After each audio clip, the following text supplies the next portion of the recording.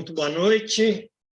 Nós estamos dando início a mais um Diálogo ANSUR, hoje abordando o tema que teve alguns movimentos importantes essa semana passada, ligados à integração sul-americana, à retomada da integração sul-americana. A convite do presidente Lula ocorreu no dia 30 passado, um encontro dos chefes de Estado dos 12 países, na verdade 11 países com chefe de Estado,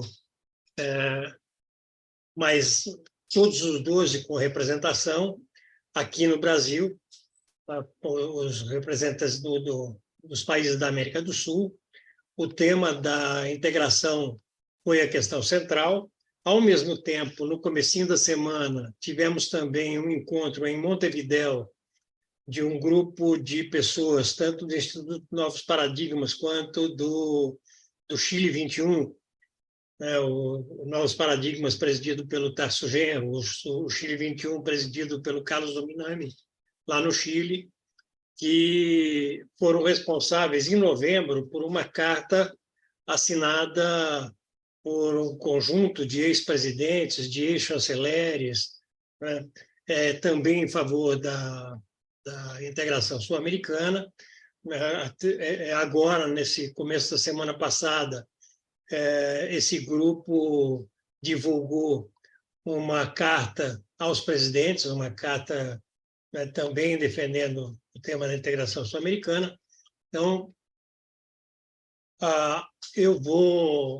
nós teremos hoje aqui a participação conosco do Pedro Silva Barros. Pedro Silva Barros, que é do IPE, o técnico do IPE, que vem trabalhando o tema da integração sul-americana de maneira bastante forte, já foi diretor de assuntos econômicos da Unasul durante a gestão do Ernesto Samper. E para dar início aos nossos trabalhos, eu vou pedir que a abertura seja feita pelo Vicente Trevas, que é o presidente do Instituto ANSUR. Antes de passar para o Vicente, eu vou solicitar que a todas as pessoas que participam conosco através do YouTube, que se inscrevam em nosso canal, que deem o seu like, ampliando, portanto, a nossa penetração, e que compartilhem, por favor, a gravação. Vicente Trevas, por favor, com você. Obrigado, Granado. Muito boa noite a todas e todos, e em especial ao nosso parceiro Pedro Barros, que vai nos ajudar a refletir sobre um acontecimento muito importante ocorrido recentemente, que foi justamente o encontro dos presidentes da América do Sul em Brasília, né? A convite do presidente Lula. O primeiro fato a observar foi a presença de todos os países sul-americanos, né?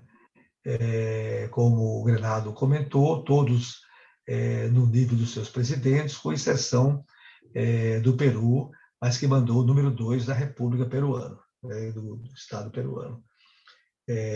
Por outro lado, esse evento ele se dá num contexto geopolítico muito particular, ou seja, um contexto muito mais complexo, um contexto de grandes contenciosos geopolíticos, né? E certamente a movimentação da América do Sul como uma região e como um possível bloco de atuação internacional, certamente foi, está sendo e será observado por esses macros atores dos conflitos macro geopolíticos, né? Portanto, foi um evento não só com a dinâmica regional, né, aqui da nossa América do Sul, mas ele certamente terá efeitos colaterais, né, nos grandes movimentos geopolíticos em curso no mundo. Queria também observar como a imprensa brasileira e os atores do jogo brasileiro se manifestaram, reagiram a este evento. né? Aqui tanto pelo conteúdo da cobertura, pela forma da cobertura, como também por posicionamentos, né? E pela centralidade da questão venezuelana muito mais forte do que a questão da integração sul-americana, da integração regional, né?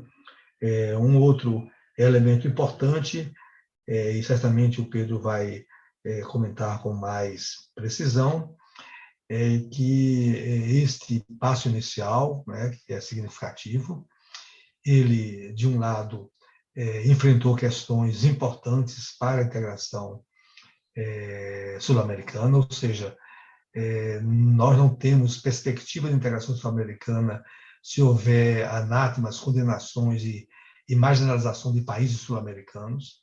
Então, eu acho que o posicionamento do presidente Lula, muito assertivo, muito explícito sobre a Venezuela, sobre a recepção que deu ao presidente Maduro e as reações daí advindas, né, dos meios de comunicação, né, e de outros atores políticos e econômicos. Tudo isso significa que o presidente está fazendo um movimento estratégico mesmo. Ele sabe que ele não poderia construir qualquer possibilidade de um retorno à integração sul-americana se não houvesse uma integração na cena política de todos os países e de todos os seus dirigentes. Aí, né? Quero também dizer que a declaração final revela que ainda não há consensos sobre algumas questões chaves, como é o caso da Onda Sul, né? E, evidentemente, não houve portas fechadas a esse respeito, mas também tem aí ambiguidades e que certamente na próxima reunião que está sendo preparada pelas chancelarias dos países sul-americanos, essa questão vai se explicitar. E é evidente que, em relação à própria Unasul, vários países que estavam com problemas em relação ao processo institucional já declararam a sua adesão a esse propósito. Aqui quero destacar um país importante nesse momento da integração sul-americana, que é a Colômbia, né? Logo depois da reunião de Brasília, o presidente da Colômbia teve uma reunião bilateral com o presidente Lula e, nessa ocasião, ele afirmou a integração, a incorporação da Colômbia nesse processo de reestabelecer a União das Nações Sul-Americanas, né? Quero também dizer sobre algumas falas do presidente, né? Tanto aquela fala inicial à reunião, quanto depois na entrevista coletiva. Recomendo muito visitarmos ali esses dois momentos de fala, né? O primeiro momento inicial foi muito importante, porque o presidente explicitou o que seria a equação e a complexidade da nossa integração, né? E foi muito, eu diria, muito assertivo a respeito desse nosso processo necessário à nossa região, né? E também na própria coletiva ele foi muito explícito, não deixou ambiguidades, né? E aqui quero destacar alguns momentos importantes até para ajudar a nossa reflexão. Numa dessas declarações, ele faz comentário ao ciclo anterior da integração, e foi o ciclo construtivo da própria Unasul.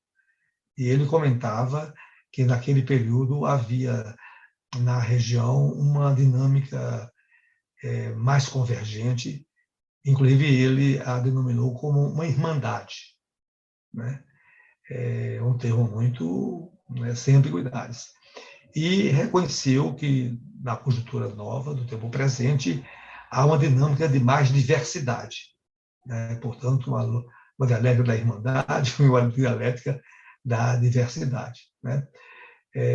Os conteúdos da carta, todos nós tivemos a ocasião de ler, mas certamente o Pedro vai também fazer esses comentários, né? Retoma as diversas agendas, né?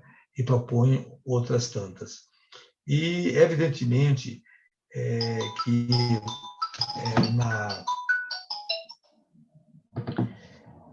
o importante é, no dia de hoje, nós tentarmos, primeiro, compreender como será esse processo de integração numa lógica da diversidade. É uma primeira questão geral que eu coloco ao nosso debate, né? À medida em que, na lógica da irmandade, as convergências eram maiores, né?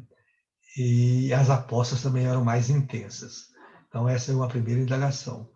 Uma segunda indagação também o contexto de menos estabilidade política, né, à época do que hoje, né? Aqui quero fazer referência ao que se passa no Peru, né? Quero fazer referência à dinâmica da Argentina, quero fazer referência à dinâmica do Equador, né?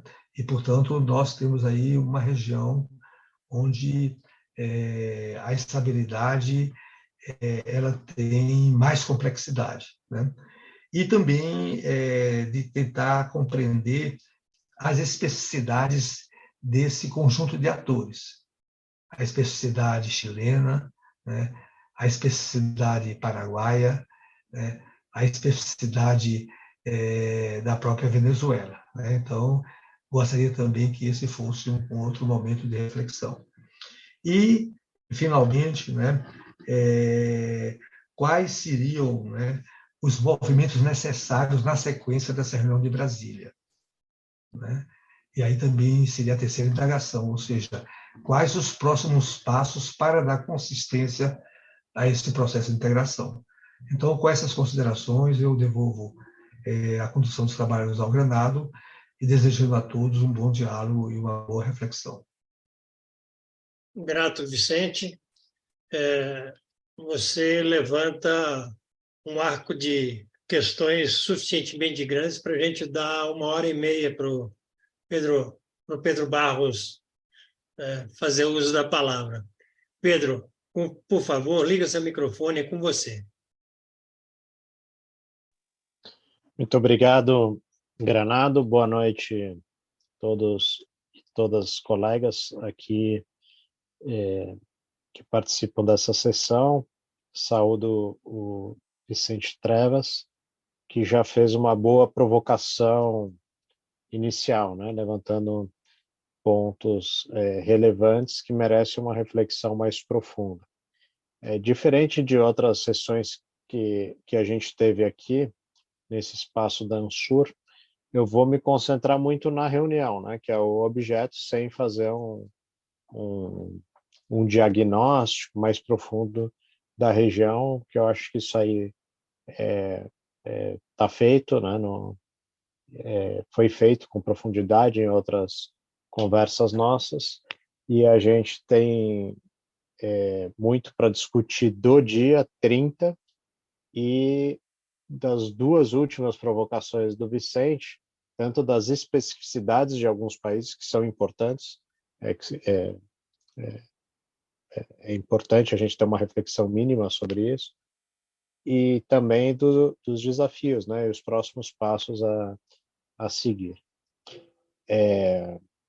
Eu vou começar afirmando, né, que a reunião do dia 30 de maio com os presidentes da América do Sul foi um feito extraordinário, muito satisfatório, e até seria mais enfático ainda dizendo que foi no máximo possível, né? Não daria para ir além disso. Numa primeira reunião não ia aparecer ali com um acordo entre os 12 países numa declaração a volta da Unasul pura e simplesmente tal qual estávamos em 2017 ou em 2018 quando ela foi paralisada, ou tal qual estava em 2011 quando ela entrou em funcionamento, ou em 2008 quando os presidentes assinaram o Tratado Constitutivo. O momento é outro. A gente vinha de 8 anos sem encontros presidenciais entre todos os países da América do Sul. É muito tempo. O primeiro encontro foi em 2000. Demorou muito tempo, né? 178 anos depois da nossa independência. Entre 2000 e 2014 houve vários encontros, um período, a gente pode chamar assim, de ouro da integração do conjunto da América do Sul, 2000 a 2014. E nos últimos 8 anos, um período de desintegração econômico-comercial com fragmentação multinível dentro dos países, entre os países, e uma disputa também global que afetava as possibilidades de integração da região. Então, esse encontro de Brasília supera, não a totalidade, é o primeiro encontro, mas supera a fase mais aguda dessa desintegração e fragmentação política. E isso tem um responsável, né? O responsável é o Brasil, sob a liderança do Lula. Sem o Brasil e sem o Lula, isso seria impossível de ser feito. Outros tentaram ocupar o espaço, outros tentaram ocupar a ausência, né, a omissão brasileira na região. Todos eles com iniciativas fracionadas, divididas, fragmentadas, e todas elas fracassaram, né? Depois que a Unasul paralisou, ou já estava ali no início de crise, e o Brasil ausente da região, a partir de 15, o Peru tentou ocupar o espaço do Brasil, com Pedro Pablo Kuczynski, criando o Grupo de Lima. Depois, o Sebastián Piñera e o Chile tentaram ocupar o espaço do Brasil, criando o Fórum Pro-Sul. Depois, mais recentemente, o Lacalle Pou, do Uruguai, tentou utilizar a omissão brasileira para negociações fora do Mercosul. Também fracassou. E o quadro que a gente tinha na região até 6 meses atrás era desastroso. O comércio intrarregional, como eu já comentei em outras apresentações com mais detalhe, não vou estender hoje, havia caído muito, né? Menos interdependência econômica, terreno muito vulnerável a pressões extra-regionais, com fragmentação política, fragmentação da governança regional, polarização dentro dos países e menos interdependência econômica. O Brasil omisso. Vários presidentes não se conheciam. Isso é um fato importante.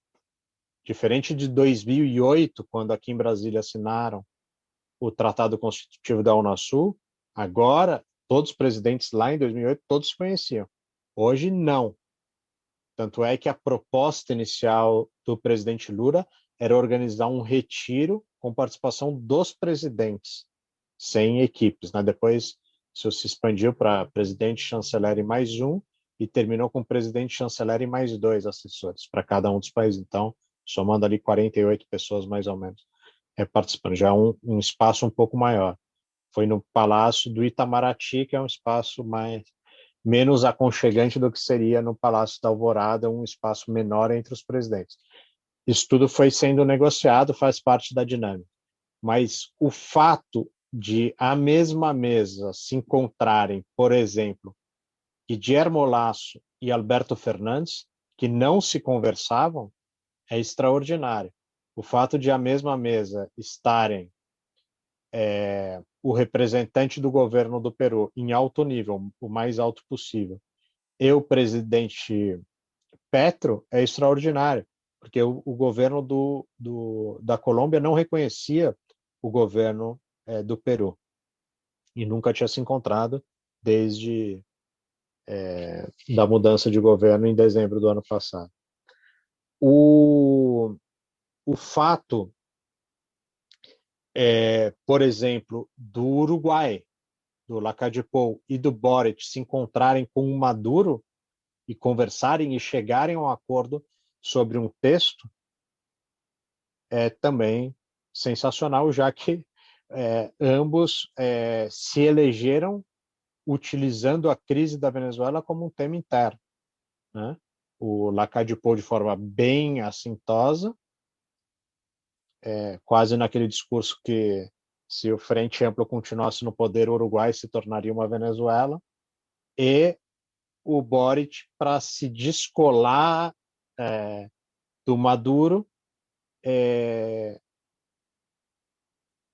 para instrumentalizar esse discurso ali no embate contra a direita no Chile no segundo turno, mas utilizou também nas primárias para se diferenciar do candidato do Partido Comunista.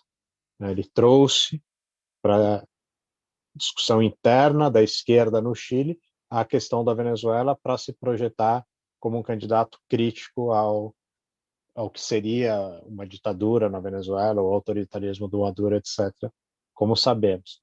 Então, estavam todos à mesma mesa. Sem o Brasil e sem o Lula, isso seria absolutamente impossível. Mas eu vou além. Isso não seria possível ser realizado em janeiro, como foi a cúpula da CELAC. O Lula foi à CELAC. Já foi um feito, porque o Brasil não participou dos espaços anteriores. Mas o Maduro, por exemplo, não estava em Buenos Aires, e era um espaço latino-americano e do Caribe. Que ótimo que retornou. Mas não tinha questões tão concretas, nem institucionalidade na pauta, como é o caso da América do Sul. A América do Sul tinha uma instituição, a Unasul tinha um tratado constitutivo, tinha uma secretaria-geral, tinha compromissos mais profundos do que a CELAC, que é um fórum de discussão importante, mas um fórum. Por que eu digo que o Lula não poderia fazer isso? E esse é um ponto importantíssimo que passou ao largo, né, longe das discussões na nossa imprensa e nas principais análises sobre o dia 30 de maio. Porque a construção da América do Sul e a viabilidade da governança regional e daquele espaço de debate da semana passada só foi possível a partir do momento que o Brasil volta ao mundo e que o Brasil, em posição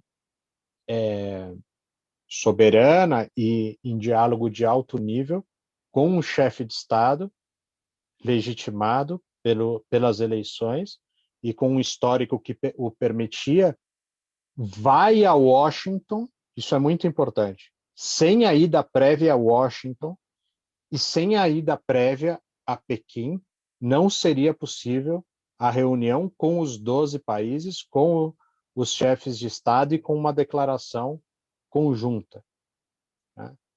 Isso é um ponto que foi pouco assinalado. Qual foi a crítica de Washington à vinda do Maduro a Brasília? Nenhuma. Nenhuma. Por quê? O presidente Lula foi a Washington, apresentou sua agenda de governo, apresentou a proposta de integração regional e de governança regional com os 12 países nos pontos que estão no programa de governo.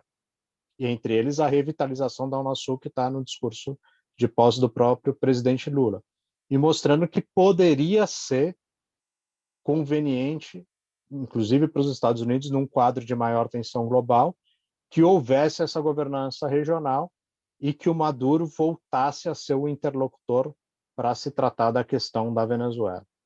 Num quadro que tem novidades, não é o mesmo do Grupo de Lima, não é o mesmo de 2019 do Juan Guaidó. Agora tem o Lula aqui, outros presidentes novos, tem o conflito na Ucrânia, tem questões muito mais complexas.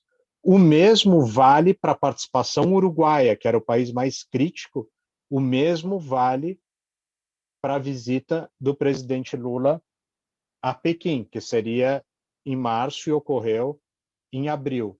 Até aquele momento, até o início desse ano, inclusive nos primeiros meses do governo Lula, a China assediava o Uruguai para a assinatura de um tratado bilateral fora do Mercosul de livre comércio, posição que afrontava o espírito da integração, afrontava o Mercosul, a tarifa externa comum e a agenda do Brasil para a região. A partir da reunião de chefes de Estado entre Brasil e China, e, na verdade, na preparação para essa agenda, a China já suspende, no mínimo suspende, o assédio ao Uruguai. Isso leva que o presidente do Uruguai se veja um pouco isolado e tem mais abertura para a vinda a Brasília. Claro, isso logo depois do presidente Lula fazer em Montevidéu a sua segunda viagem internacional, que na verdade foi a mesma viagem, né? Ele foi a Buenos Aires e no dia seguinte esteve em Montevidéu. Então visitou, uma deferência enorme ao Uruguai. Esse conjunto, né, das viagens preparatórias do Lula, a clareza que o Brasil tem da importância da integração regional, nosso objetivo constitucional, a confiança que os atores têm os presidentes que estiveram na reunião, na liderança brasileira, permitiram essa vinda. Mas a vinda e essa reunião. Mas é claro que essa reunião, como eu comentei, extraordinária, todos à mesma mesa, não iria resolver todas as questões que são profundas, de 8 anos sem articulação, de presidentes e líderes que se consolidaram, inclusive, em oposição a outros, né? No caso, claro, ali do Uruguai, por exemplo, em relação ao presidente da Venezuela, que se constrói pela negação, né? Não ir por aquele caminho. Isso foi muito usado também em vários outros países. O Laço, por exemplo, utilizou desse mesmo discurso para se eleger. Eles não iriam chegar em Brasília e mudar completamente a posição. O Uruguai não ia, o Uruguai com Lacalle-Pou, o Paraguai com Mário Abdo Benítez, ou o Equador com Guillermo Lasso, não iam de um dia para o outro falar, não, estamos todos de volta à Unasul, aquilo que eu dizia que era ideológico, que era um instrumento do bolivarianismo, que era uma projeção do chavismo, não existe mais, estamos todos... Não ia ser assim. Não foi assim e nem vai ser assim. Então, o fato deles virem, o fato do Brasil apresentar um texto importante de consenso, com pontos concretos sobre temas econômicos, sobre defesa, sobre educação, sobre infraestrutura, sobre saúde, enfim, estava no discurso do Lula e foi apresentado o texto de declaração, apresentou esses temas, ainda que aparecesse uma menção que era inclusive o Unasul no texto original, que aparecia também que teria 120 dias para trabalhar. Essas questões, que eu considero acessórias, não era o fundamento do texto, elas foram alteradas. E ainda bem que foi assim, porque não era uma reunião para todos referendarem a posição do Brasil, não era eu autorizo Lula, não era essa a questão. Era consertar uma nova integração que há consenso, inclusive, sobre isso, que não pode ser a mera reprodução da anterior. E o Uruguai apresentou críticas extensas ao documento colocado pelo Brasil. O jornal de Montevidéu, El País, não o da Espanha, o de Montevidéu, publicou na madrugada do dia da reunião o documento apresentado pelo Brasil, ou seja, o Uruguai vazou o documento para a sua própria imprensa, e o Uruguai ainda publicou no jornal todas as críticas da chancelaria uruguaia e da presidência do Uruguai ao documento. E ali a gente pode ver como elas eram profundas. Elas queriam tirar, por exemplo, a expressão América do Sul, só falar em integração regional, não integração da América do Sul. Ela queria tirar toda a referência à integração financeira que aparece no documento final, que é fundamental para a agenda que está sendo articulada principalmente entre Brasil e Argentina de retomada retomada e aprofundamento da cooperação financeira. Ela propunha, por exemplo, referência à Carta Interamericana, uma coisa completamente fora do lugar, né, de uma discussão sobre a América do Sul.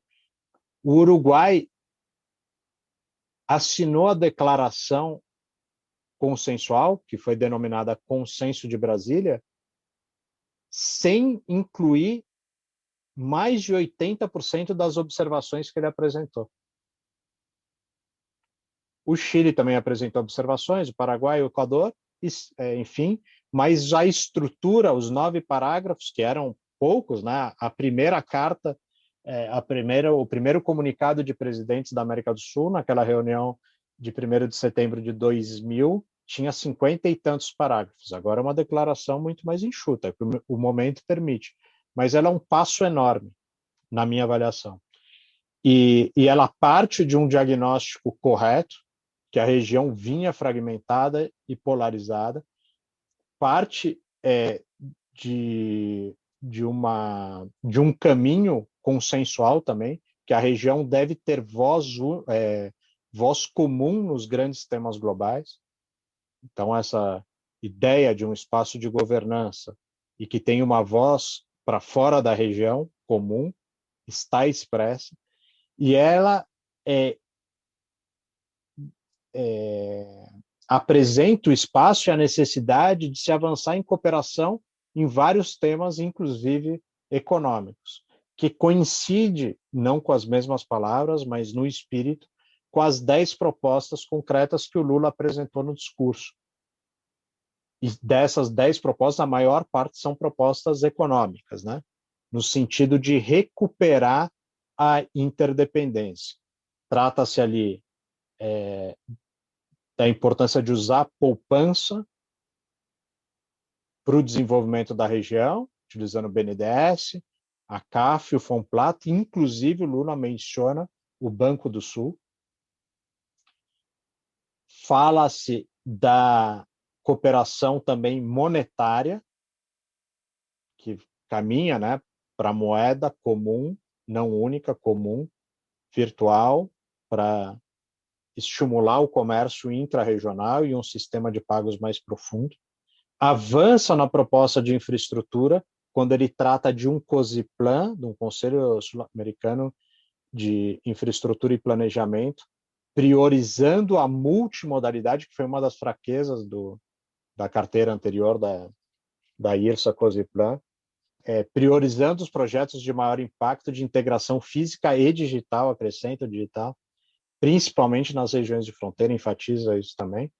Ele fala pela primeira vez na vida em um mercado sul-americano de energia, que é algo importantíssimo, com esses exatos termos, um mercado sul-americano de energia, no sentido de iniciar uma discussão para a construção de um mercado sul-americano de energia, que é o principal instrumento para recuperar a interdependência econômica no curto e médio prazo. Fala também dos temas de saúde e dos temas de defesa. Então, o Lula propõe isso. E os países ouviram e, no essencial, concordaram. Claro, o Lula propunha ali uma comissão de assessores, estava isso no seu discurso. Na declaração aparece que é uma comissão liderada pelos chanceleres. Aí são nuances, né? Detalhes. Não é essencial isso, se quem vai liderar é um assessor ou um ministro das Relações Exteriores. Isso não é o principal. A orientação dos presidentes para os temas gerais está bastante clara. E diferente do que ocorreu, aí já indo para finalizar, diferente quando ocorreu a CELAC, a gente teve uma reunião aqui na segunda-feira seguinte, e eu detalhei como que houve uma reação dos Estados Unidos com a proposta de Aliança para a Prosperidade Econômica das Américas. Foi uma reunião do secretário de Estado dos Estados Unidos, com ministros de 12 países da região, que era quase uma agenda ali dos Estados Unidos para apoio econômico em alguns temas, mas que não tratava dos temas fundamentais para o Brasil: infraestrutura, defesa e saúde. Isso não estava sendo tratado pelos Estados Unidos. Os Estados Unidos respeitou essa diferença, mas isso foi antes da ida do presidente Lula a Washington. Agora, A reação dos Estados Unidos foi nenhuma. Não convocou nenhuma reunião, não tentou dividir a região, como tentou em janeiro. Naquela ocasião, nessa reunião da Aliança para a Prosperidade Econômica das Américas, 5 países dos 12 da América do Sul participaram. O Chile, o Peru, a Colômbia, em nível ministerial, né? O Equador e o Uruguai. Outros, Brasil, Argentina, Bolívia, Paraguai, enfim, Venezuela não participaram. Então é isso.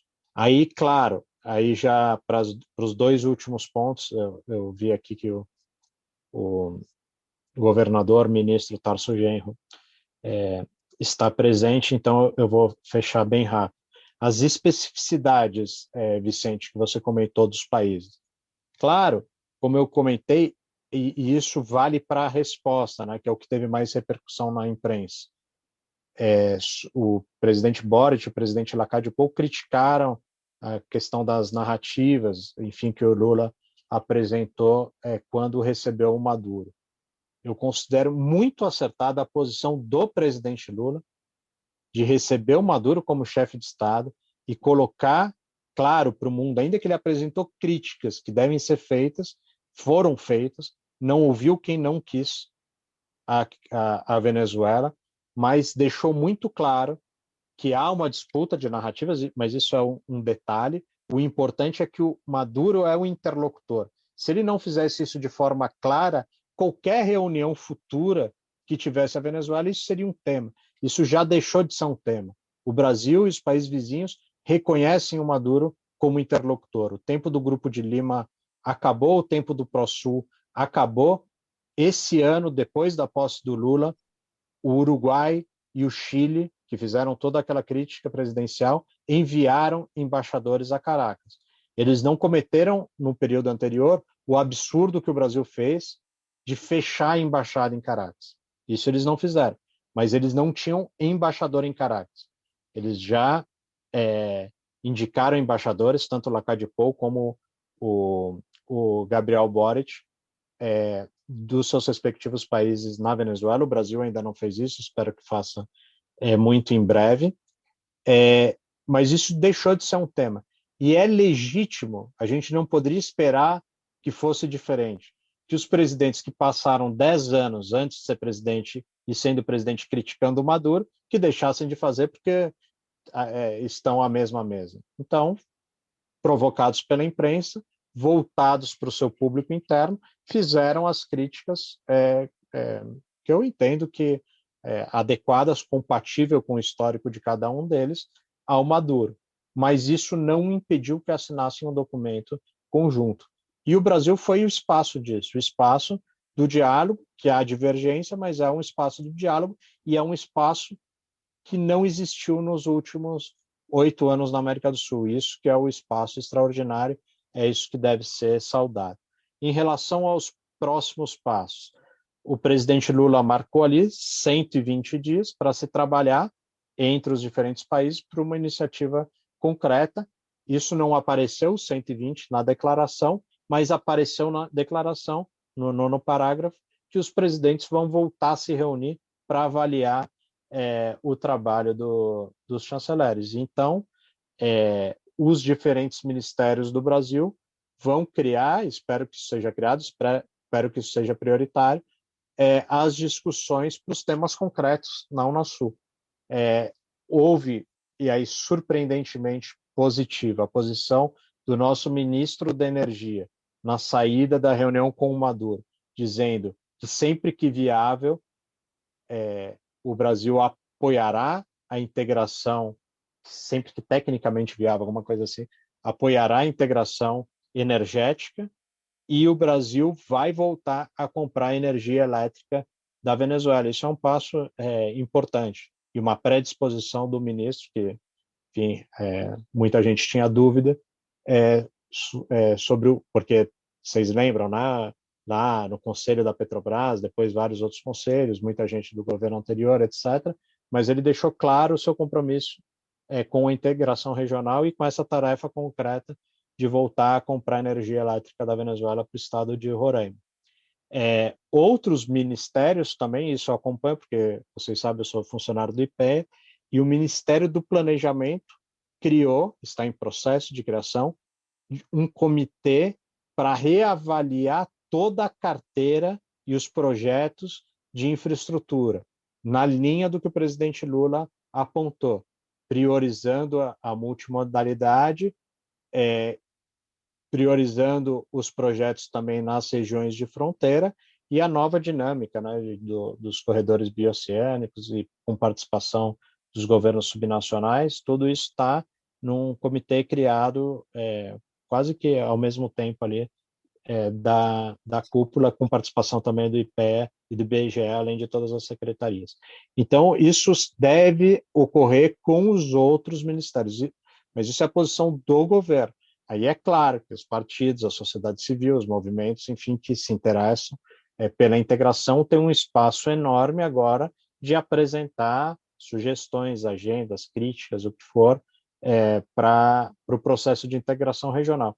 Mas o compromisso do Lula e o compromisso dos presidentes foi muito claro, e a gente está num nível de discussão muitíssimo superior ao que estávamos antes, em perfeita harmonia com o que foi estabelecido no programa de governo, com o que foi definido e apontado, tanto no diagnóstico como nas ações do Grupo Técnico de Transição em Relações Exteriores, que eu tive a oportunidade de trabalhar nos meses de novembro e dezembro, e com as reuniões todas que o presidente Lula fez. Algumas coisas poderiam ser um pouco mais rápidas, como, por exemplo, eu já mencionei, né, termos um embaixador em Caracas, mas todas estão sendo feitas no caminho correto, com a vontade política clara, e a gente tem algumas deficiências. Por exemplo, os ministros, a maior parte deles não conhecem os seus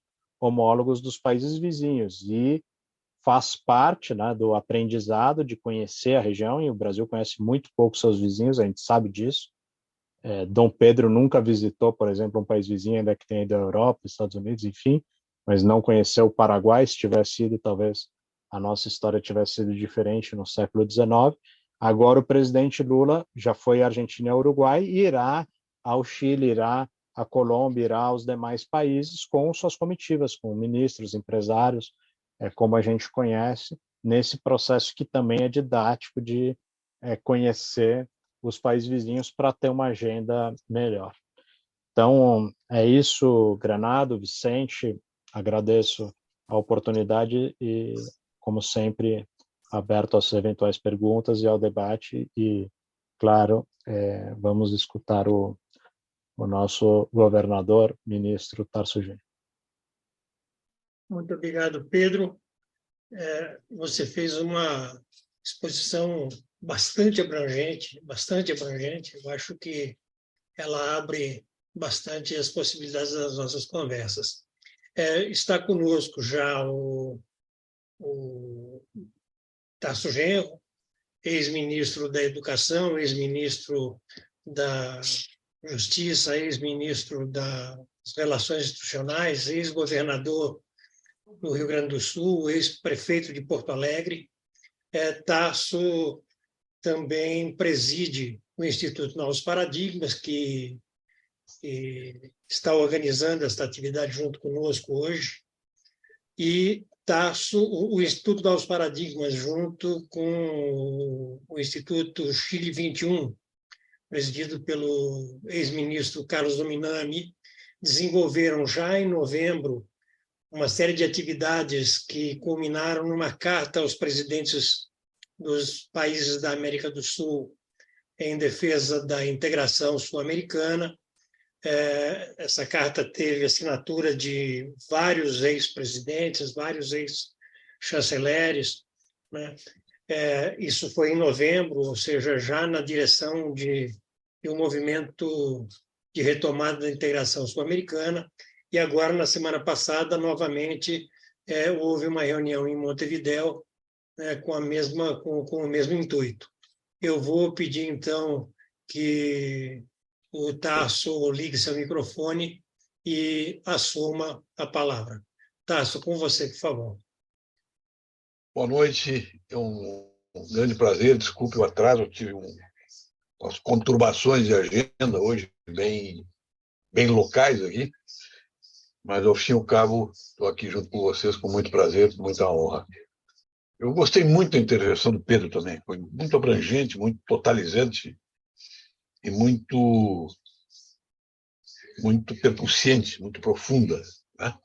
Para a gente fazer uma análise agora mais centrada no contexto naquilo que o Cacto chamava de centralidade ontológica do presente, que é uma formulação que eu gosto muito, né, para analisar conjunturas volúveis como as que a gente vive, né? Conjunturas de tempos curtos, né, e de assuntos com muita radicalidade, com muita tensão, né? Então eu vou abordar a reunião dos presidentes a partir do ângulo de quem estava organizando uma reunião paralela, né? Nós temos uma articulação antiga, já mais de 1 ano e meio, Trevas, né, participa dela. Essa articulação ela tem uma representatividade bastante ampla, né, que tem ex-ministro de Relações Exteriores, ex-ministro da Justiça, ex-ministro da Economia, quadros de dirigentes dos partidos aqui da América do Sul, e que evoluíram no último período, né, a partir de novembro, como foi salientado, né, aqui foi a própria intervenção do Pedro que fez isso, o Granado mencionou, nós focamos mais a estruturação de uma reunião paralela à reunião dos presidentes. E, para isso, nós tivemos que estabelecer uma série de comunicações, né? de busca de informações dos países que estariam envolvidos nessa reunião presidencial e também busca de informações aqui com a nossa chancelaria, né? Com a estrutura diplomática brasileira. Eu acho que a reunião, eu concordo com o Pedro, que foi uma reunião extraordinária, mas ela foi uma reunião mal preparada, na minha opinião. Ela foi mal preparada porque não tinha, né, nos escalões de governo, pelo menos que eu tive acesso, não tinha um conceito que estivesse sendo trabalhado que não fosse mais além daquela visão colocada pelo Lula publicamente de fazer um brainstorm, né, uma tempestade de ideias onde as pessoas falassem livremente, a partir daí tentar equacionar algumas coisas. E eu acho que ela foi propositalmente não preparada, né? Eu acho que o presidente está fazendo determinados movimentos, não só na área diplomática, mas também nas relações políticas mais amplas, que são movimentos mais instintivos do que planejados, né? São movimentos mais espontâneos internamente ao governo, a partir da autoridade política que ele tem, que nós sabemos que costumeiramente ele acerta, né? Então isso aí reforça essa movimentação dele, e uma espécie de silêncio obsequioso permanente, né, dos grandes quadros que compõem o atual governo.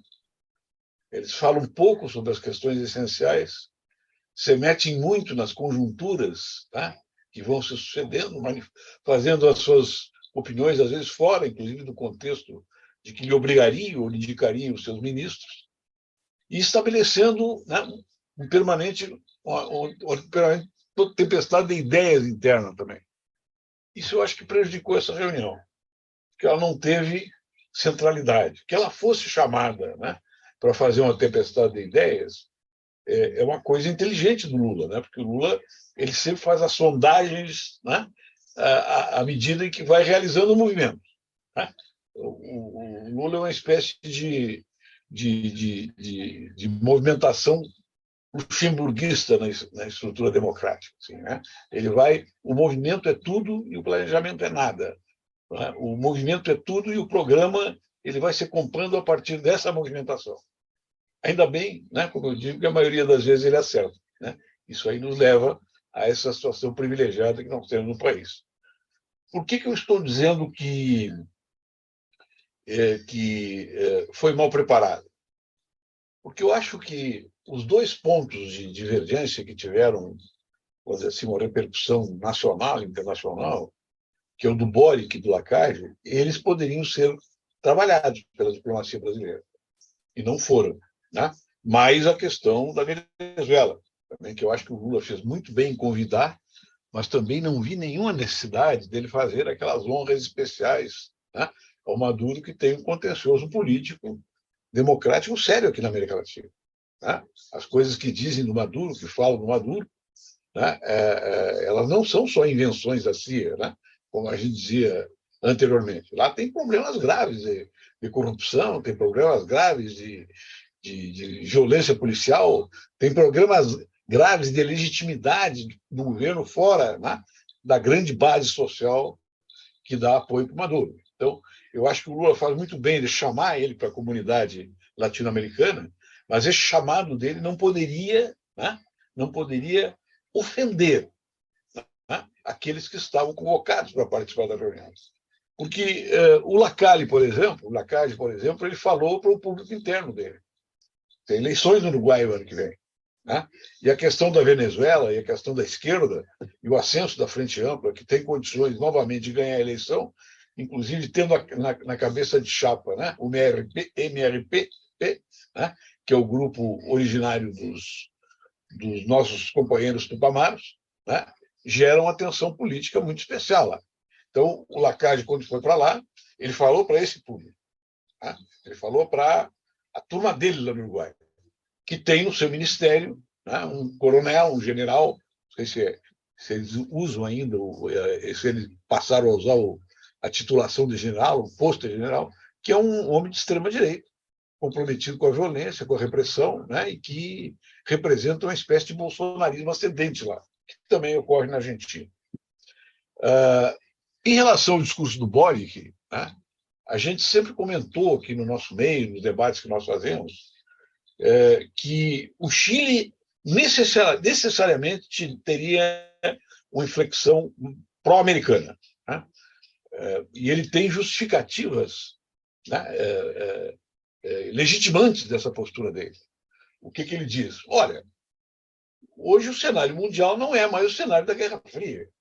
Então, querer nos colocar, né, contra os Estados Unidos, só porque é os Estados Unidos, que é um país imperialista, bem, a China também, né, tem os seus pecados. Né? Cuba também falta democracia dentro dessa perspectiva de democracia liberal, que é o juízo ideológico imperante aqui nos grandes partidos políticos do campo democrático, né?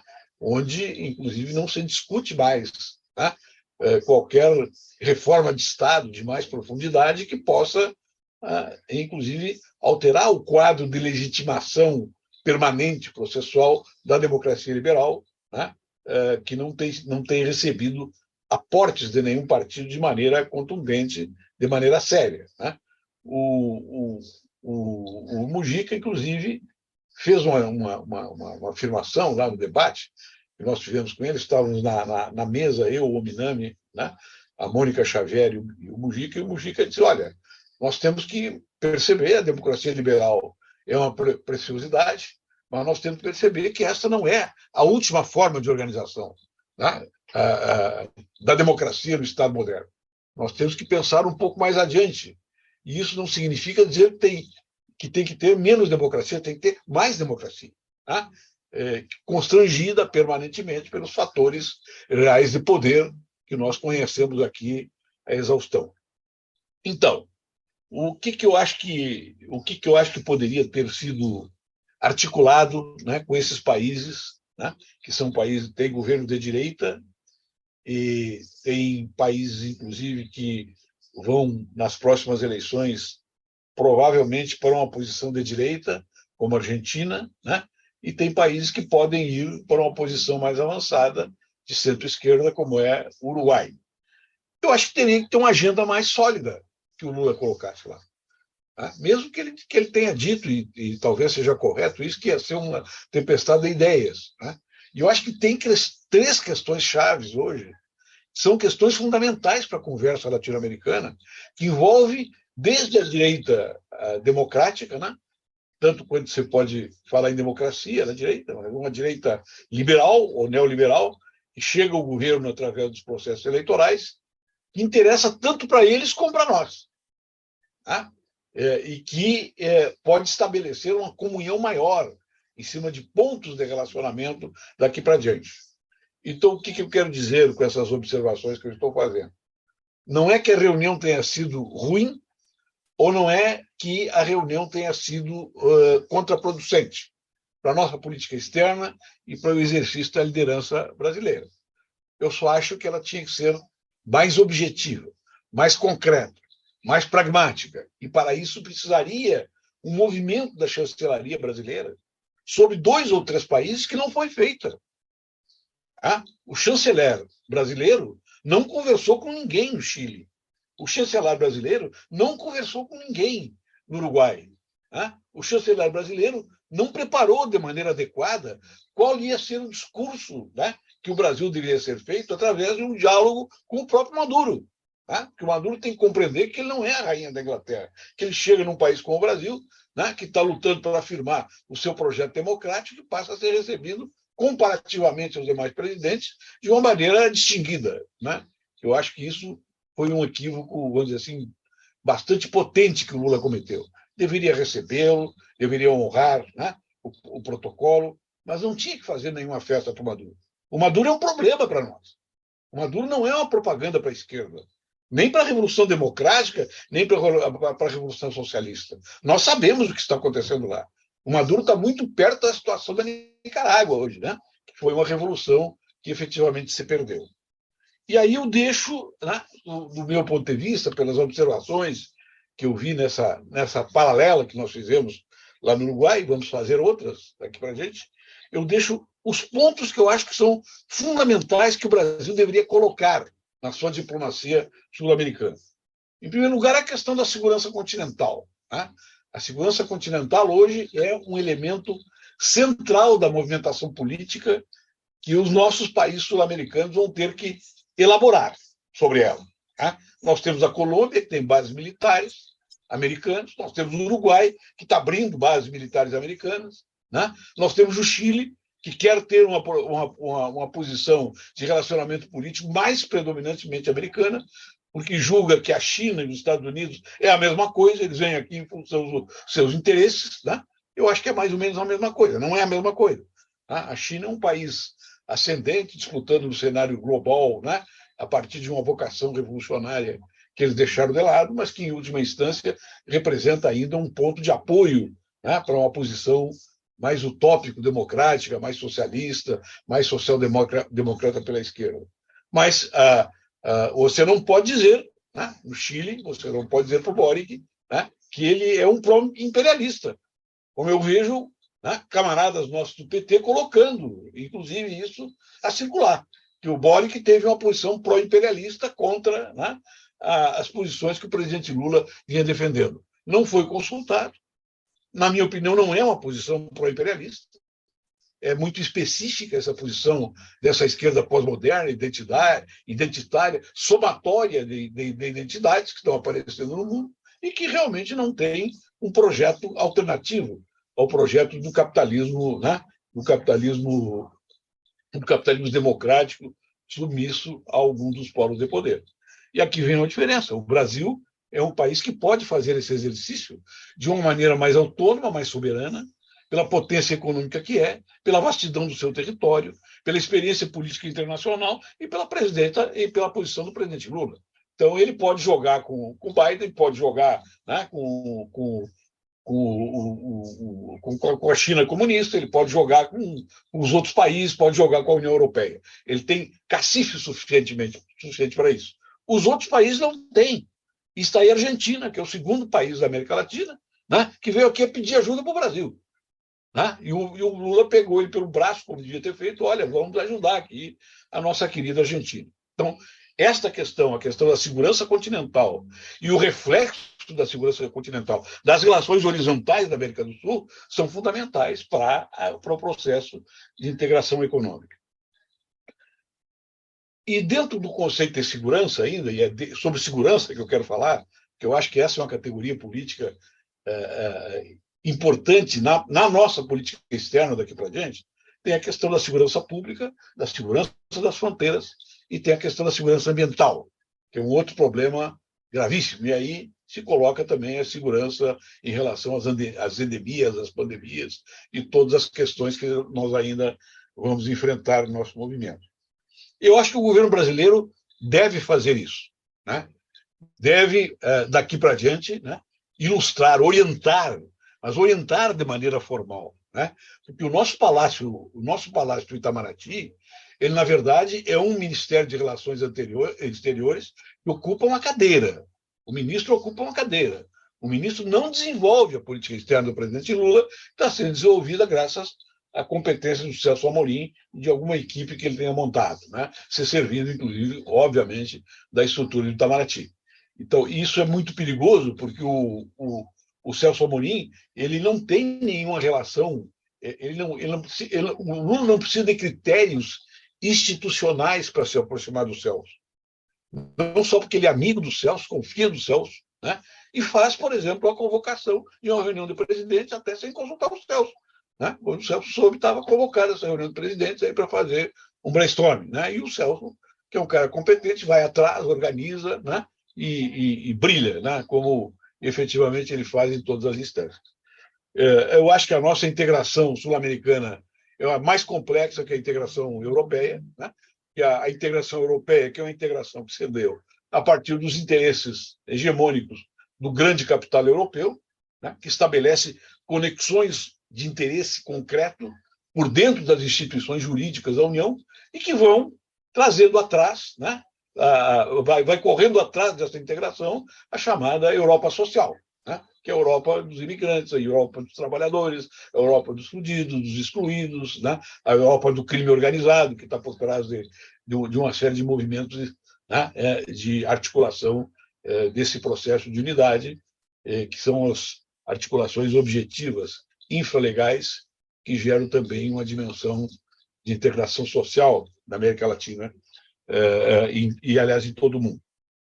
Então, a questão da segurança ambiental, da segurança pública, da segurança continental remete para a segurança dos Estados democráticos de direito aqui na América Latina. E essa que deve ser a nossa doutrina política, né? Que tenha capacidade e abrangência de trazer os governos de direita, porque se os governos de direita não vierem para uma relação desse tipo, vai ser uma aliança novamente capenga, né? E aí sim, tanto a China como os Estados Unidos é que vão tirar proveito dessa diferença, e não nós tiramos proveitos da nossa capacidade de unidade, né?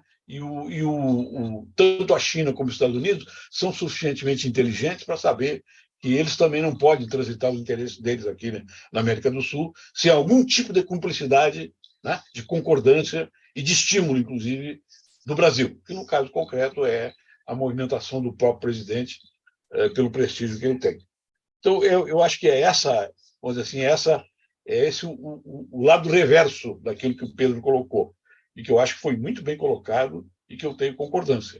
Mas eu faço o papel aqui, né, um papel um pouco mais crítico. Nós vamos ter, inclusive, eleição no Uruguai o ano que vem, e eu acho que, se nós perdermos a eleição no Uruguai, né, vai se fixar um ponto de apoio extraordinariamente fragmentador, conservador e aí efetivamente de direita, inclusive com proximidade com as organizações fascistas que estão tendo, ainda são pequenas, né, mas estão inclusive se desenvolvendo também naquele território. Eu até brincava com os meus companheiros aqui no Rio Grande do Sul, olha, pessoal, o Rio Grande do Sul aqui não tem quase nenhuma influência no governo federal.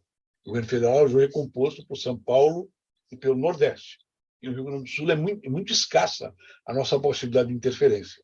Então, se nós queremos ajudar muito o presidente Lula e a afirmação do nosso projeto democrático, inclusive da nossa política externa, nós temos que prestar muita atenção aqui para ganhar a eleição no Uruguai, né? Porque o Uruguai vai ser, né, um elemento chave pela posição geopolítica que ocupa, pela tradição política que tem, né, e pela hecatombe que pode ser, tomara que não seja, pela hecatombe que pode ocorrer na própria Argentina em função dos fracassos aí conhecidos do governo do nosso querido companheiro Fernandes, né?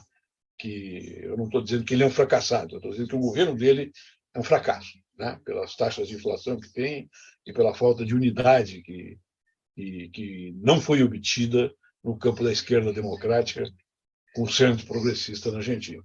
Então, é isso aí que eu queria deixar aí para a nossa conversa e pedindo desculpas aí pelo atraso meu, que não é costumeiro. Companheiros que me conhecem sabem disso, mas hoje eu me atrapalhei, realmente. É isso, pessoal. Muito obrigado, Tarso. Você puxa para um lado e para várias questões que não tinham sido abordadas na fala do Pedro Barros, mas que eu acho que agregam bastante no processo de discussão. Eu vou, então, abrir rapidamente, dado o adiantado da hora, para algumas intervenções, devolvendo na sequência para o Pedro Barros e para o Tarso. Eu vou, enquanto as pessoas se inscrevem, fazer rapidamente alguns poucos questionamentos. Uma diz respeito a algo que entrou na ordem do dia agora, que é o acordo Mercosul-União Europeia, né? Onde começa a surgir um movimento forte na direção de uma revisão, né, da proposta de acordo que tinha sido desenvolvida já desde 2019. E a segunda questão que eu gostaria que fosse abordada também, se for possível, nessa mesma lógica da integração sul-americana, é a ocorrência em agosto da cúpula da OTCA, Organização do Tratado da Cooperação Amazônica, que vai envolver 8 dos 12 países da América do Sul e que também dialoga relativamente pouco com os movimentos dos diferentes ministérios, na medida em que ela está sendo organizada no Brasil praticamente a partir exclusivamente do Ministério das Relações Exteriores, né? Eu sei que isso é parte constitutiva da própria TCA, mas eu gostaria de alguns comentários sobre como que essa nova cúpula também caminha na direção da discussão da integração sul-americana. Paco, com você, por favor. Boa noite, primeiramente, a todo mundo. A minha intervenção é bem curta, só queria falar especificamente para o Pedro, que eu acho que ele tem algumas informações incompletas. Primeiro, o Boric não falou para se diferenciar do PC chileno com relação à Venezuela. O Boric estava na Venezuela quando aconteceram aqueles fatos horríveis das mortes de vários estudantes venezuelanos. Ele estava lá. Ele saiu de lá com essa qualificação sobre o governo da Venezuela, há muitos anos atrás, tá? Então, ele estava presente, ele sabia do que estava falando. Ele não falou para se diferenciar do PC nem para conquistar o carinho da direita chilena.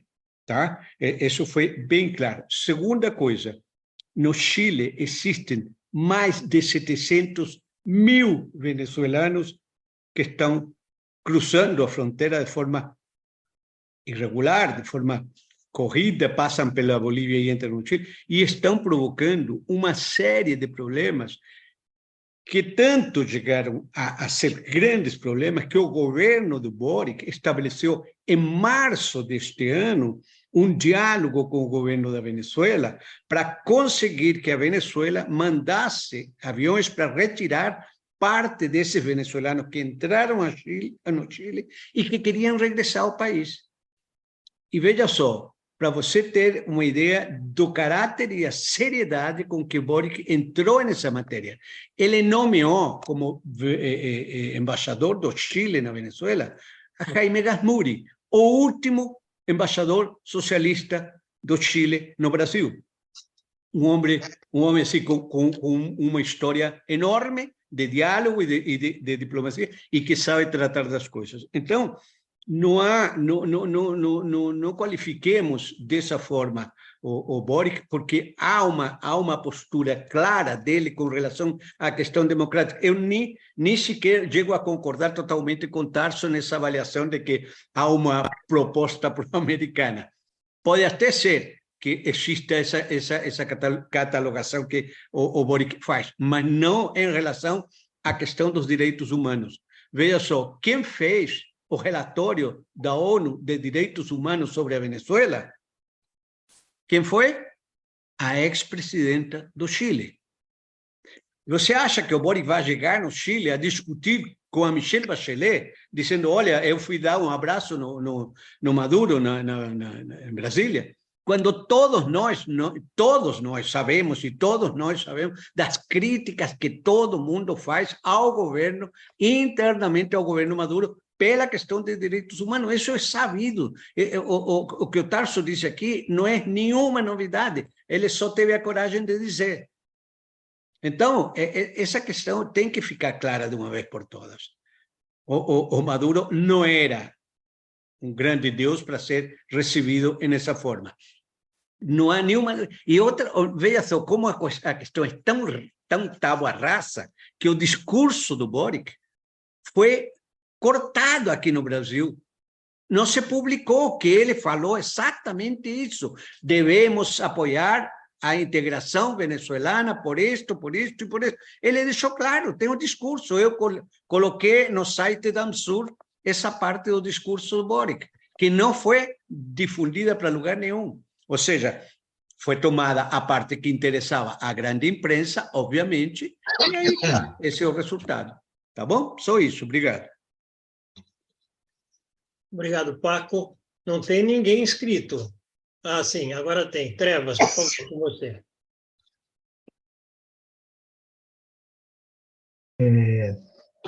Viu, Tássio, eu não sei se você assistiu a minha pequena abertura, mas na minha pequena abertura eu fiz menção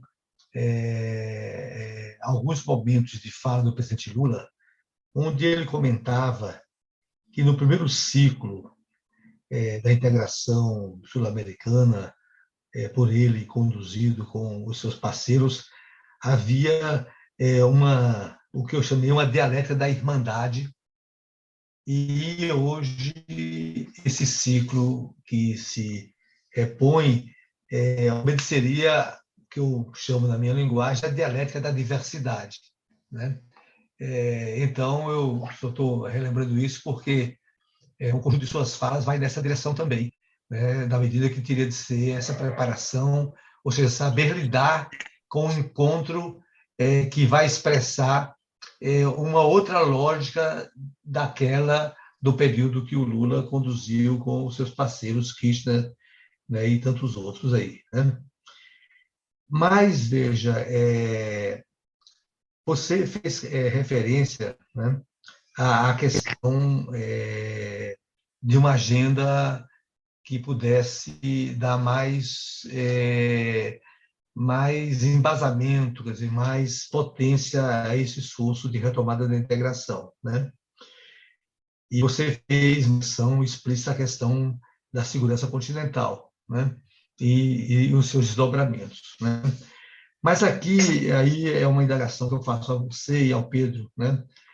Sobre se alguns temas também não seriam necessários explicitar, né? Para sinalizar perspectivas de futuro para o conjunto da região, né? E aqui, veja, eu quero ressaltar 3 temas assim, né? Primeiro, o tema da industrialização da região. Então, nós falamos de infraestrutura, falamos não sei o quê, mas eu quero colocar o tema da industrialização. Ou seja, o futuro da América do Sul não passa por uma retomada no contexto atual, no contexto contemporâneo, de um processo de industrialização compartilhada. Essa é uma... E, claro, isso aqui é de uma grande complexidade, porque isso vai remeter, você entende, a várias lógicas. Pode ser a lógica da complementariedade, a lógica das cadeias produtivas, regionais, locais, e assim por diante. Mas, veja, o tema da industrialização, porque ele não aparece no discurso, assim, explicitamente. Né? O outro, evidentemente, que aparece, mas é o tema do emprego na região. Né? Porque também, veja, a lógica da migração no território sul-americano obedece um pouco a essa lógica de resolver por medidas difusas, confusas, e a questão do desemprego do emprego, né? E o terceiro ponto também é a agenda da redistribuição de renda da região. Entende? Porque, claro, todos nós falamos de combate à desigualdade e tudo, mas veja, porque aí eu estou pensando numa loja da convergência, entende? Quer dizer, a convergência em termos de um eixo que pode ser estruturante do nosso futuro, né? De um eixo que pode minimamente estar equalizando a região, né? E um eixo capaz de enfrentar nossas profundas desigualdades, né? Então, eu queria perguntar a vocês como é que vocês se tem sentido o que eu estou falando nesses termos aqui. Porque, claro, indiretamente, quando eu falo de infraestrutura, integração produtiva e tudo, mas veja, como nós estamos colocando no Brasil o tema da nossa reindustrialização, eu pergunto se esse é um tema que também não vale para o conjunto do processo de integração sul-americano, né? Obrigado. Obrigado, Vicente. Bom, não tem mais ninguém inscrito, eu vou devolver já imediatamente para o Pedro e para o Tarso. Pedro, com você, por favor, liga seu microfone. Tá bem. Bom, agradeço, claro, as perguntas, especialmente a do Paco, que é a mais provocativa dela, não só a pergunta, como as colocações. Vamos lá pela ordem. Mercosul, OTCA, Boric e a questão do futuro industrialização. Mercosul, União Europeia. O presidente Lula tem refletido, entendo, e comentado mais sobre essa questão, justamente no momento, que foi uma feliz coincidência, né? A reunião, os 15 anos do Tratado Constitutivo da Unasul, dia 23 de maio, a comemoração, depois dia 25 de maio, dia da indústria, e dia 30, a reunião de presidentes. Nesse espaço temporal, o presidente se referiu ao tratado, ou ao acordo, né, melhor que tratado, Mercosul-União Europeia, ao acordo, mencionando que se as exigências sobre compras públicas forem mantidas, tal qual estava no acordo desenhado nos últimos anos, né, em 2017, depois avançado em 2019, não interessaria ao Brasil, porque seria um limitador fundamental e importante para o esforço de neoindustrialização, que é a expressão que tem sido usada pelo presidente e pelo vice-presidente para a retomada da industrialização. Eu acho que completamente em total concordância com a posição do presidente, que, ao mesmo tempo, e entendo que de forma acertada também, entende que é necessário ter uma agenda positiva entre o Mercosul e a União Europeia, entre a América do Sul e a Europa, que não implica necessariamente em ter um acordo de livre comércio ou um acordo que envolva temas que são estratégicos e fundamentais para o desenvolvimento do Brasil, como é a utilização de compras públicas. É possível ter uma agenda positiva com a União Europeia em relação ao meio ambiente, em relação ao financiamento do desenvolvimento, sem necessariamente ter uma agenda nesses outros aspectos, né? Assim como é importante ter uma agenda positiva com os Estados Unidos, que pode envolver a questão e as preocupações com a extrema-direita, por exemplo, e outras ameaças à democracia. Pode envolver também questões ambientais e várias outras áreas, e assim como é importante ter uma agenda positiva com a China, que também traz preocupações, mas é importante ter uma agenda positiva com cada um dos polos de poder, sempre reforçando a nossa integração regional. Sei que é muito geral as considerações, mas é o que eu acho que cabe aqui sobre o acordo Mercosul-União Europeia. Sobre a OTCA, é a elevação a um nível que a discussão sobre cooperação amazônica nunca teve, que é um nível presidencial. O próprio Tratado de Cooperação Amazônica, que é dos anos 70, ele estabelece 3 instâncias de governança, e a mais alta é uma reunião de chanceleres, e a mais baixa uma reunião de embaixadores credenciados no país sede, que é o Brasil, né? Os embaixadores aqui em Brasil. Fazer essa reunião na Amazônia é um marco importante, levar essa reunião a Belém, os presidentes lá, fazer essa reunião em Belém, considerando que o Brasil apresenta a candidatura para organizar naquela cidade em 2025 a COP30 é fundamental, porque é dar protagonismo aos países amazônicos na discussão sobre os grandes temas ambientais, ao mesmo tempo que reafirma o que está no tratado, né? Que é a soberania dos 8 países amazônicos sobre esse espaço do globo, a maior reserva de biodiversidade, enfim. Mas é também uma reunião, algo que está sendo tratado, eu concordo, eu acho que foi com um quê de crítica, né, ao fato de ser concentrado no Ministério das Relações Exteriores, é assim, e é assim que o tratado prevê, não seria assim obrigatoriamente por uma reunião presidencial, porque esse espaço mesmo não está previsto no TCA. Poderia ter um envolvimento maior da sociedade civil, um envolvimento maior dos governos subnacionais. Eu entendo que o consórcio interestadual da Amazônia Legal está discutindo os temas, né, dessa cúpula, mas eu entendo que esse espaço é mais como foi a reunião de Brasília, a reunião dos 12 presidentes, é o início, né, de uma ampla discussão sobre o tema, não é o fato de fazer no primeiro ano de governo, né? A ideia era que as duas fossem no primeiro semestre, inclusive.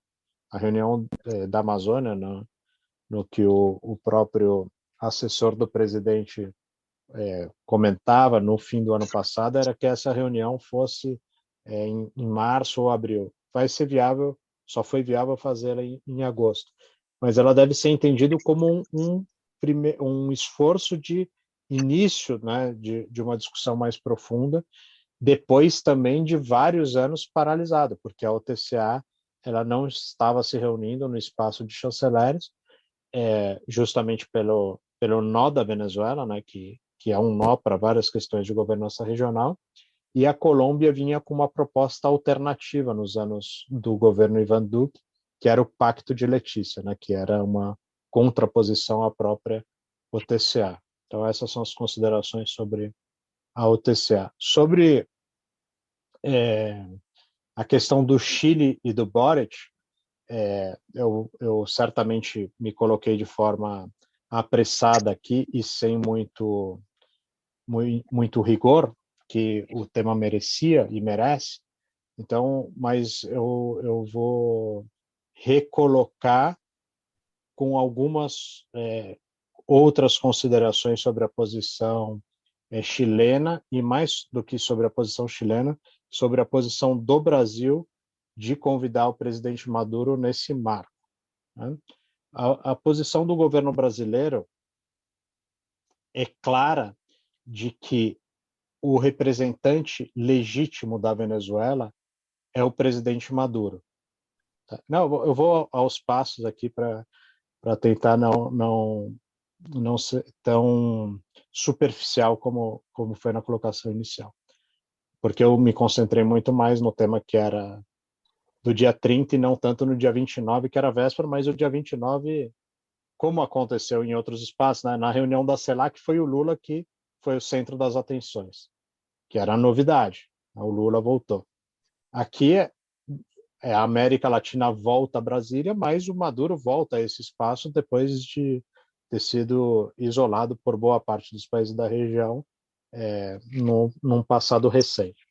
Boa parte dos países da região, incluindo o Chile, incluindo o Peru, incluindo a Colômbia, incluindo o Brasil, incluindo o Uruguai, reconheceram, assim como a União Europeia, assim como os Estados Unidos, reconheceram Juan Guaidó como presidente, né?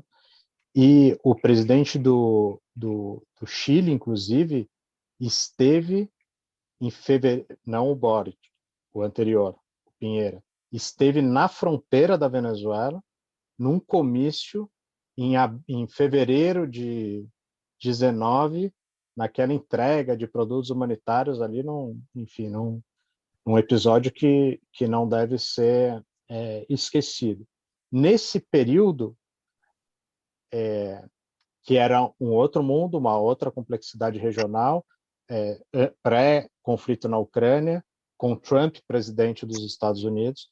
Nesse período, a posição de vários países, inclusive o Brasil e o Chile, era asfixiar ao máximo a Venezuela para derrubar o regime. Estava claro, né?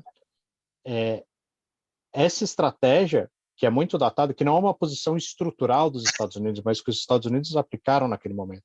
Porque isso eu lembro, eu vivi na Venezuela entre 10 e 14, então acompanhei parte dessa história presencialmente.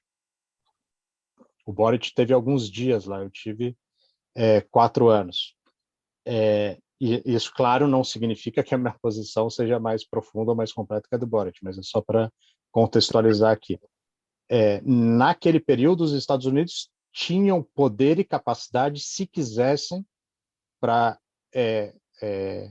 interferir no processo, ter uma ingerência mais ativa. Eu estou falando da eleição de 2012 e influenciar a ponto do Capriles ganhar. E recordem que o Chávez ganhou do Capriles por 1%, teve 51%, 2% de diferença. Mas, naquele momento, a Venezuela era funcional para os Estados Unidos, governo Obama, para a principal preocupação dos Estados Unidos em relação ao hemisfério, que é a pressão migratória, que é o mesmo tema que afeta muito o Chile e a sua posição em relação à Venezuela hoje.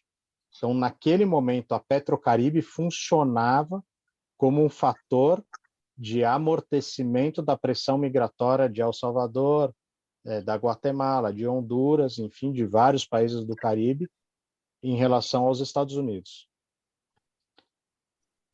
Em 2014, a crise na Venezuela já se aprofunda.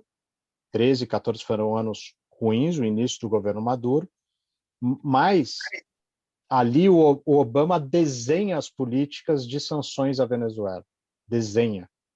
Mas ele não executa em 15 e 16, por quê? Porque a prioridade dos Estados Unidos passou a ser a abertura cubana. Não executa, desenhou as sanções, não executou.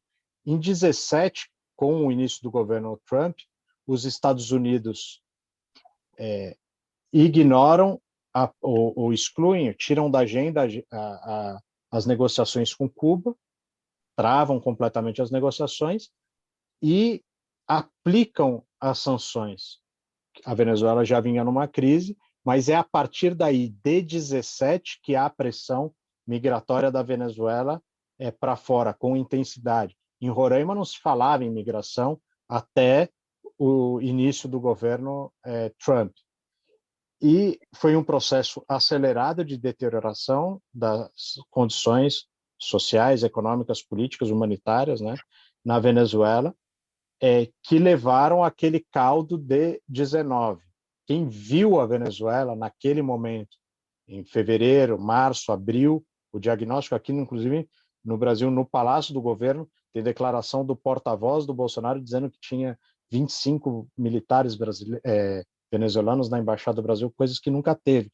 Era toda uma história construída naquele momento para derrubar o governo da Venezuela. Isso é fato.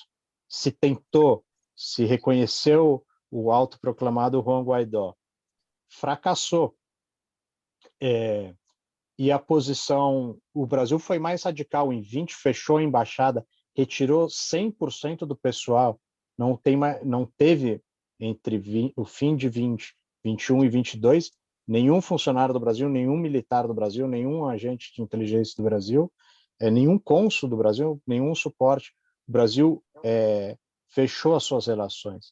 Agora o Brasil reconstrói as relações diplomáticas com a Venezuela, que não é sinônimo de dizer que tudo que o Maduro fez, ou faz no presente, ou fez no passado, está correto. O presidente Lula não disse isso. O presidente Lula, na própria declaração, antes de chegar a esse ponto de falar das narrativas, ele apresenta críticas. É óbvio, e o presidente Lula é mais do que experiente para saber que o que ia aparecer, o que daria repercussão, era a questão aqui já colocada, né, da narrativa, e como se aquilo significasse uma espécie de tratamento muito preferencial à Venezuela. O fato, pelo menos da forma como eu percebi, é que o que sinaliza, o que o presidente Lula quis sinalizar, na minha percepção, é que a partir desse momento o interlocutor da região com a Venezuela, sem dúvidas, é o Maduro. Ele cobra as eleições do ano que vem, que é um tema que não é trivial, é um cenário possível, mas não é absoluto, que vão ser feitas eleições livres, democráticas, etc., na Venezuela no próximo ano. Mas é o cenário que está colocado, é a posição que o governo brasileiro defende para aquele país. A saída da crise é dos venezuelanos e espera-se com respeito aos direitos humanos, com eleições livres, democráticas e mais alguns adjetivos aí que me falha agora. Isso está colocado, e o espaço é um espaço. A preocupação do Brasil não é reconstruir o Pró-Sul, não é uma integração regional sem Venezuela e Bolívia, por exemplo. O objetivo do Brasil não é uma Unasul de 7 sem o Uruguai ou os países de centro-direita. É com os 12. Para se construir com os 12, é com o Maduro, falando o que ele tem para falar, com o Uruguai, falando o que tem para falar. Por isso que o governo brasileiro também, e o Lula, não criticou a crítica, né? Não fez a réplica, como deve, e fez isso de forma acertada. Aí, voltando ao Boric, o Boric tem uma posição crítica histórica. De fato, a forma como eu coloquei aqui foi superficial, imprecisa, e concordo com as suas posições, e que a minha fala pode ser interpretada, né, e deve ser interpretada da forma como foi, superficial. Agora, o Chile tem uma agenda que pode ser proveitosa com o Brasil. O Boric esteve aqui na posse, falou sobre alguns temas, inclusive que eu acompanho. Eu tive no Chile para tratar desse tema do corredor bioceânico faz alguns poucos meses, que é um tema que eu acompanho bastante, tem um livro, etc., do Mato Grosso do Sul aos portos do norte do Chile, que é uma agenda positiva com o Brasil. E é outro fato, que no Brasil diminuiu a pressão migratória venezuelana nos últimos meses. Isso não ocorreu no Chile. É um tema profundo, que tem implicações muito grandes e que só vai ser tratado adequadamente se com todos os países. O Boric, ele critica o Maduro, mas ele entende essa questão, que o período dos vários anos do Grupo de Lima, com várias reuniões, mais de 15, em algumas em alto nível, a capacidade de ação da América do Sul sobre a crise da Venezuela, depois dos anos de Grupo de Lima, é menor do que era antes. Foi fragmentada, dividida e pior. Então,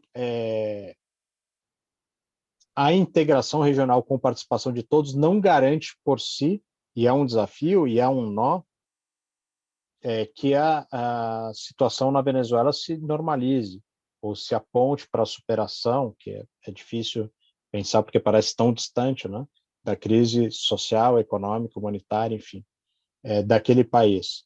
mas o reconhecimento da autoridade daquele país me parece ser um ponto basilar, né? Um ponto de início que não dá para contestar. E o chamado à narrativa, aquela discussão... Tenta abreviar um pouco, Pedro. Sim, já vou fechar nesse instante. E o chamado àquela discussão me parece também a forma de colocar à luz aquela questão. Ele está chamando os outros a debaterem o tema da Venezuela, porque ele poderia esconder a Venezuela na sessão, né? Não recebeu Maduro. Os presidentes que quiseram, porque, claro, apareceu o Maduro, mas o presidente teve 4 reuniões bilaterais, antes e depois, né? Ele se reuniu também com a Colômbia, com a Guiana e com o Suriname, que, claro, são países menores, mas, enfim, os presidentes que quiseram se reunir com o Lula, as chancelarias que se esforçaram, conseguiram essa reunião.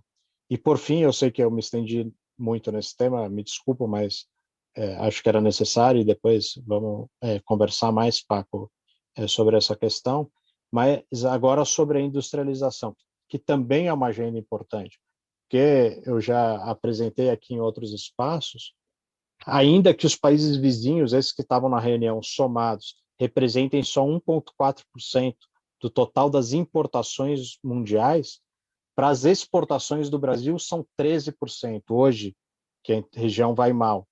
Em 2011 eram 19%, era 19%. Agora, se a gente faz um recorte por produtos com alta e média alta intensidade tecnológica, 35% do que o Brasil exporta hoje e 45% do que exportava de produtos com alta e média alta intensidade tecnológica em 2011, o ano auge da integração, ia para esses países que só representam 1,4% do total das importações mundiais. Então, um multiplicador enorme. As exportações intrarregionais são mais acessíveis às pequenas e médias empresas. O comércio intrarregional é muito mais industrializado. 90% quase das exportações do Brasil para a região são de industrializados. Para os Estados Unidos é um pouco mais da metade, para a Europa 1/3, para a China 3%. Em outras palavras, se o Brasil exporta 1 bilhão a menos para a Argentina, não basta exportar 1 bilhão a mais para a China, que é o que tem acontecido nos últimos anos. A gente tem que exportar pelo menos 5 vezes mais para a China para manter o mesmo nível de emprego e qualidade do emprego associado ao comércio exterior. Então, pensar numa política de reindustrialização ou não industrialização no Brasil passa necessariamente por uma articulação produtiva com os países vizinhos, porque aí o Brasil tem mais a ganhar com isso, por ser a economia mais complexa, enfim. Mas aí tem outros trabalhos, né, que eu trato disso. Deixo a referência aqui, Treva, só essa para terminar, de um texto que é mais ou menos recente, tem 1 mês e pouco, que foi publicado na revista USP, Universidade de São Paulo, revista USP, número 136, que trata da Unasul. Eu vou colocar aqui no chat, eu vou tentar encontrar aqui rápido, mas da Unasul, ou da América do Sul, no marco do bicentenário da independência do Brasil, e os desafios colocados para a integração regional. E aí tem todos os dados, tabelas, enfim, sobre a importância para a indústria do Brasil da integração regional. Tá bem? Obrigado. Eu que agradeço, Pedro. Agradeço muito. Tarso, com você, por favor. Então, 2 observações muito rápidas. Primeiro, eu quando falei na fatalidade da relação do Chile com os Estados Unidos, do Boric com Biden, eu quis dizer que isso aí é uma necessidade geopolítica, né, do Chile, e que tem que ser compreendida pelos demais países, principalmente com o Brasil. Não existe mais aquele juízo, quer dizer, não funciona mais aquele juízo qualitativo, viu, Paco? Então não foi de uma maneira crítica que eu coloquei. Eu acho que realmente vai ocorrer isso, porque é uma necessidade historicamente determinada da situação do Chile, da economia do Chile, né? da costa do Pacífico, em última análise, né, e da mirada que ele deve ter, né, em direção ao Pacífico e em direção à América Latina, né, e no meio tem o grande gigante americano. Né? Então, eu acho que vai ocorrer isso. Isso aí tem que ser compreendido pelos países líderes, e no caso concreto é o país líder, que é o Brasil. Sem o Brasil não sai nada de integração. Né? Nós sabemos disso. E eu acho que nós temos que compreender isso. Né? Eu fiquei surpreso quando eu vi nas redes sociais uma espécie de demonização do Boric, né? Porque ele fez uma crítica à Venezuela. E eu talvez tenha também me excedido aqui, como o Pedro fez em relação a essa questão que ele respondeu para o Paco, talvez eu tenha me excedido na crítica que eu fiz ao Lula da forma que ele recebeu o Maduro. Né? Eu acho que foi correto o recebimento. Eu só acho que não deveria ter sido feita uma propaganda disso. Né? Isso é mal para o Brasil. É mal para o Brasil porque o Brasil, a liderança do Brasil é uma liderança democrática no continente. Né? E o Maduro, né, que é muito melhor do que qualquer oligarca que já governou, né? O Maduro e o próprio Chávez, que são presidentes que dão dignidade política ao país, pelo menos que os outros nunca deram. Né?